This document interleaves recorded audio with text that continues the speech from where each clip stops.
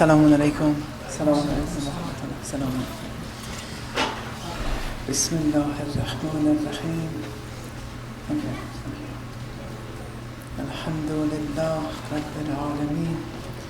Wa sallallahu ala Muhammad wa alihi tahirin.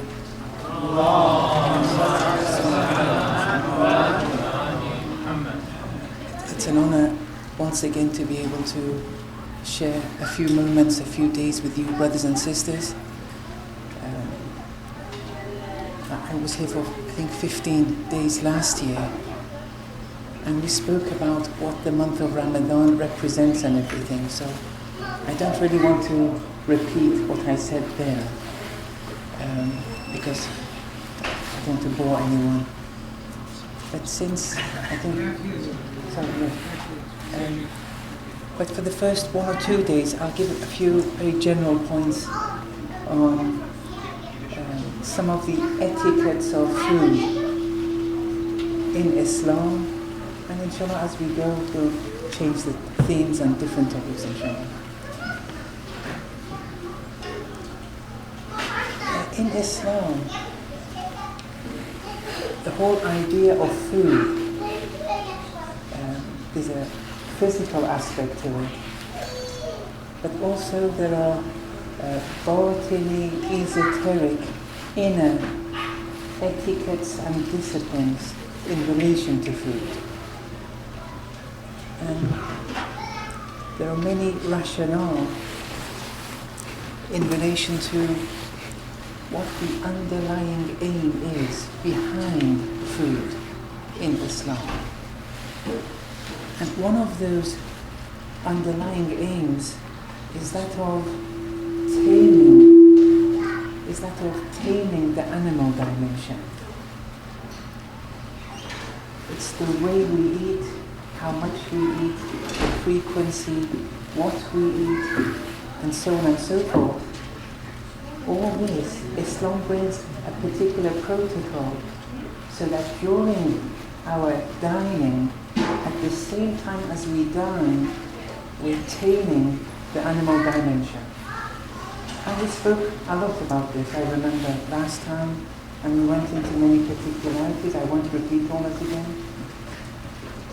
But it's all about how to tame, control our animal dimension so that when we eat, how we eat, what we eat, we don't become animalistic.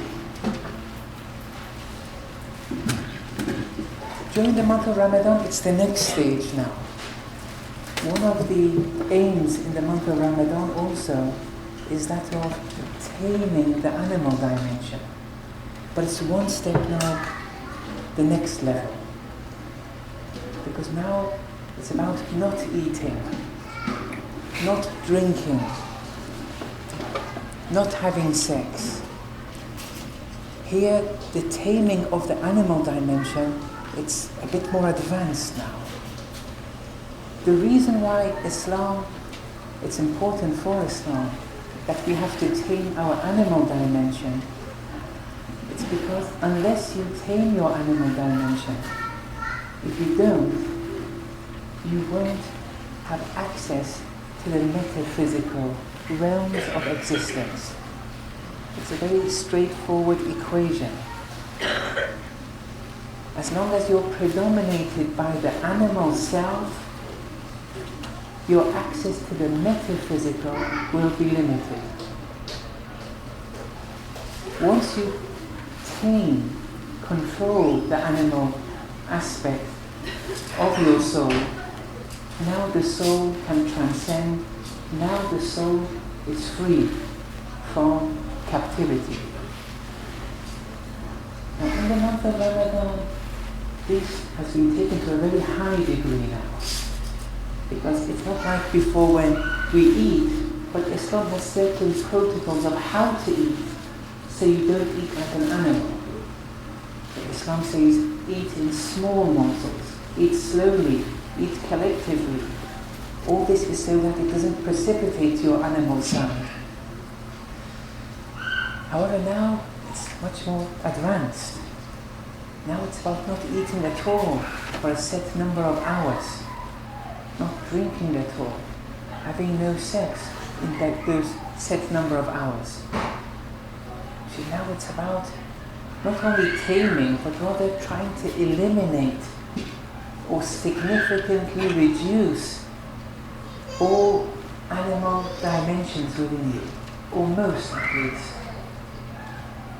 Because if you want to grow spiritually, now is the time. Although fasting in essence means abandoning. So means abandoning. But this abandoning, depending on which realm of existence, takes a different meaning. Yes, according to the letter of the law, you abandon the physical food, drink, and other things which the Sharia has laid out. But on a more advanced level, and the goal is abandoning the self, the ego. The ego has to be abandoned. The ego has to be eliminated. But if you just spend the month of Ramadan abandoning only the physical things, it's good.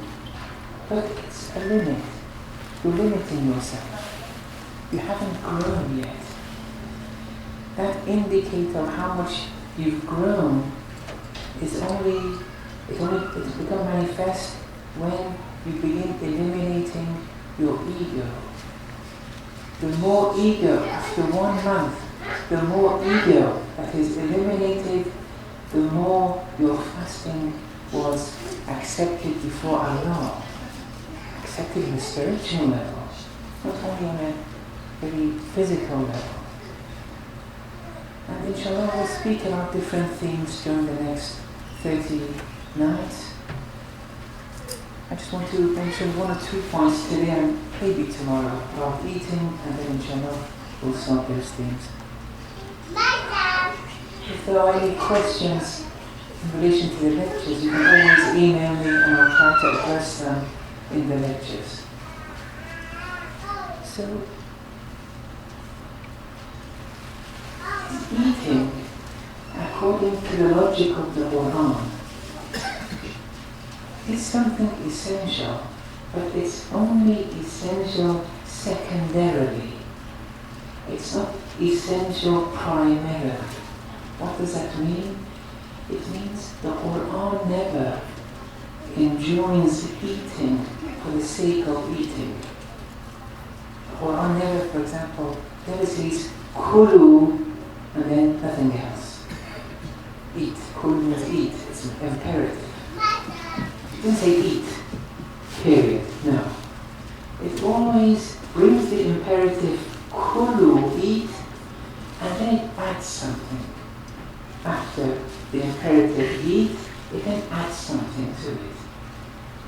And that's really important. These are secrets of the Quran. And this means that eating for the sake of eating, that's not the aim here.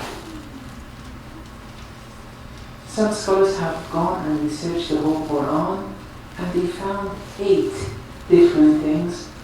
Some have found 7 different things which follow the order of eating. They found 7 different. It's a difference of opinion in relation to how they classify those things. The point is, when the order comes eat, something follows. And that which follows is very important. And that which follows is a relationship between that and eating. But eating for the sake of eating, no. We don't have that in Islam. Eating as a conduit, as a route to something, yes. We have that, and it's very important. So, just one example in the Holy Quran. I haven't written the verse down, but I think it's chapter 2, verse 172, but I'm not sure. I usually write down the verse, but I forgot this time. Ya ayyuhalladhina amanu. O you who believe. Well, that's a very simple translation. O you who have iman. It's a very simple translation. It's okay. and it has a prima facie superficial meaning, but there's a much more depth to Ya ayyuhalladhina amanu. Why is there more depth? Because the perfect tense is used, the past tense. Perfect means past tense. Amanu. So it's, O you who have believed. O you who have believed. You have believed. Now, that also has a range of meanings. It can mean someone who has accepted Iman, or someone who had accepted Iman, who had Iman, not only in this realm of existence, but even in metaphysical realms of existences which precede this realm of existence hierarchy-wise, not time-wise. Not time-wise. Or Ramadan, which I'm sure you've heard of, that the way people describe it, they describe it as something preceding this physical world time-wise. And most of them, when they describe it, according to Rajawar, they fall into the trap of reincarnation. The way all Ramadan is haq, but the way you explain it is important. If you don't explain it properly, your belief is like a reincarnationist, like what the Hindus believe. And why it is important. Anyway, those who had believed where? In Allah's knowledge, in Allah's pre-eternal knowledge. We were in Allah's knowledge. It wasn't the case that we were not in Allah's knowledge and then Allah acquired knowledge of me and you. No. Anyone who says that has limited Allah's knowledge. Everything from pre-eternity to post-eternity is in Allah's knowledge. So we had belief. Some of us had. Some of us didn't have belief in Allah's knowledge. That presence or absence of belief is manifesting. It always existed. It's manifesting in this physical realm of existence. It's manifesting. If we were of those who had belief, and we don't know, but if we were, it's good. If we weren't, it's going to be difficult. In the Holy Quran, when it says, Ya ayyuhalladhina amanu, you who have acquired that belief, how do you feel when you read the clause? Are you being addressed? Do you feel anything inside? Do you feel that Allah is addressing you? Or is it just willy-nilly for you? You have the capacity to see that in Allah's pre-eternal knowledge, in which class you belong to, if you abide by the etiquettes of the Quran when you read the Quran. Today when the brother was reciting the Quran, no one was listening. And people were speaking with one another. Try to avoid that. And for those trust members here, the committee members, either don't read the Quran, or if you want to read it, if you can maintain the silence so people don't speak with one another. And if those who want to speak with one another, it's okay, but don't do it in front of when the Quran is being recited. So if the Quran is just willy-nilly for you, yes, well, you were willy-nilly since pre-eternity in Allah's knowledge. But no, when the Quran says, Ya ayyuhalladhina amanu, you're moved inside, it's a good sign. Are there techniques, protocols, etiquettes for you to evaluate yourself if you become moved or not? plenty, many etiquettes. And that's why many famous ulama,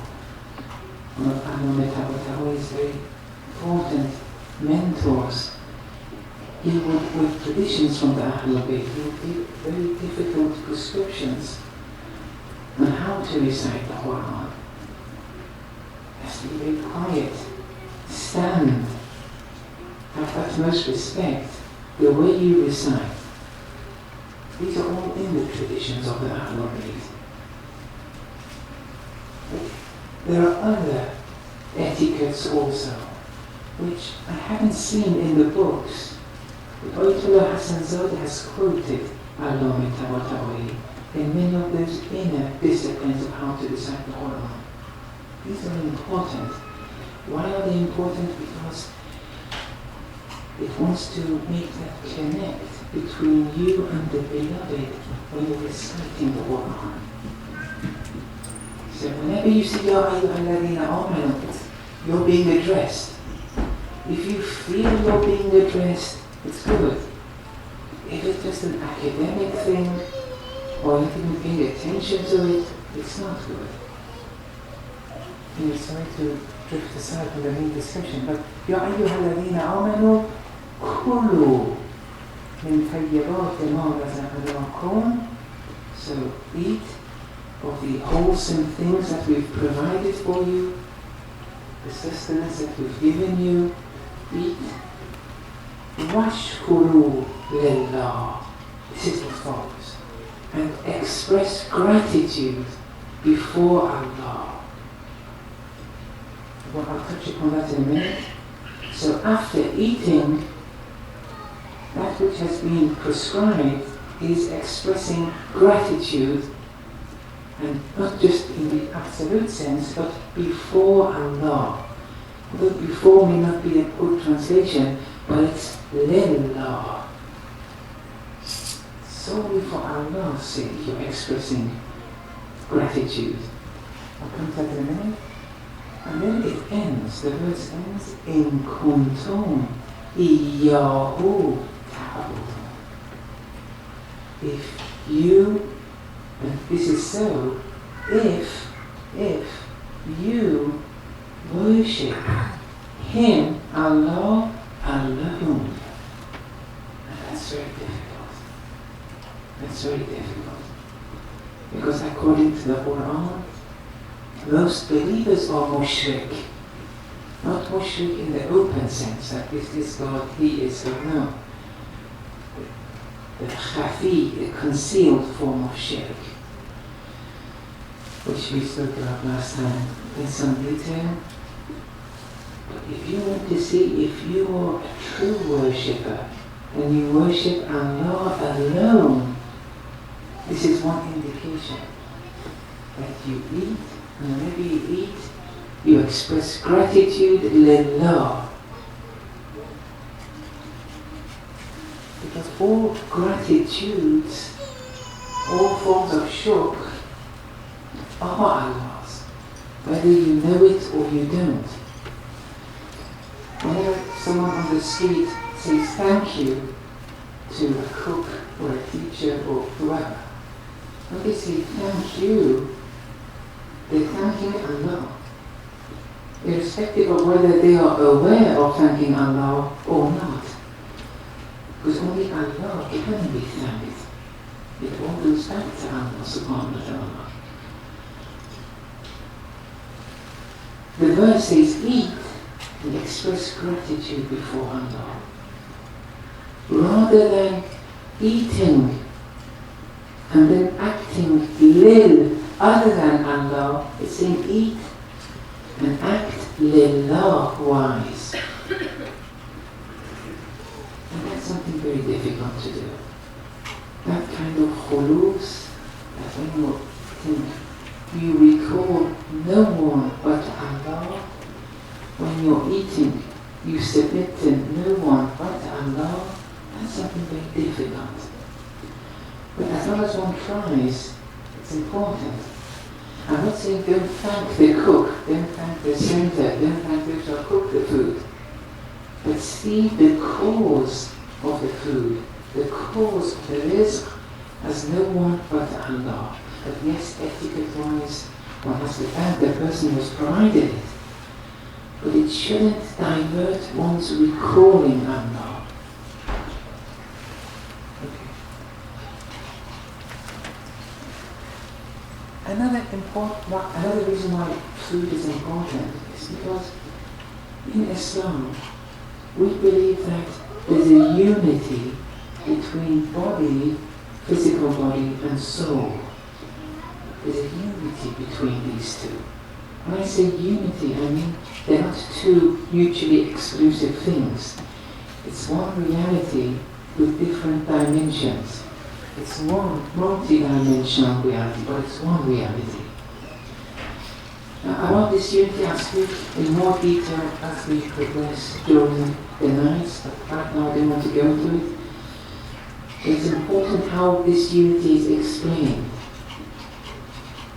So, once you establish the unity, and not the fact that these two, body and soul, are two different, mutually exclusive realities, because that would lead to problems, then it's easy to understand why, if the body becomes ill, the soul becomes ill, and vice versa. An ill soul will have side effects on the physical body. These are all givens in the medical world today. But philosophy has to bring a theory of the soul which is on a par with today's medicine. And we believe in the unity of the body and soul. And that's why eating food, and that's why how you eat, when you eat, what you eat, the manner of your eating is important. Because from moment to moment, as you dine, you're molding the soul. You're having an effect on the soul.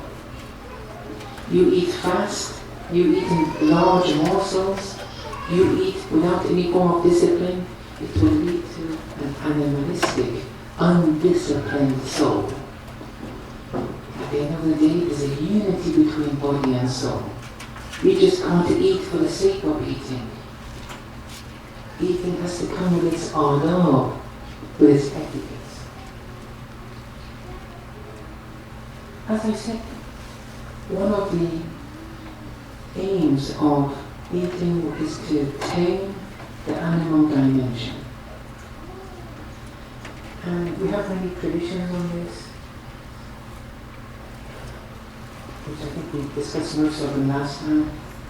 But another underlying aim behind eating is to enhance your tawadu, your humility. If you eat properly as Islam has ordered you to eat, as you're eating day after day, your tawadu, your humility should increase. Look how a simple thing like eating, that the letter of the law is prescribing us towards, it has spiritual benefits. But if you eat for the sake of eating, well, that's just like an animal. Animals eat for the sake of eating. Or the best, animals eat to survive. We eat to become true human beings. We eat to become angelic. We eat to become godly. We eat to increase our tawadu, our humility before Allah. And there's a very important tradition which scholars always bring when they discuss the adab of food. Once the Holy Messenger was drinking a particular drink, and then someone came and offered him another drink, different to the drink he had before. Let's say it was milk this time. Before it was something else. Then someone brought milk for the Holy Messenger.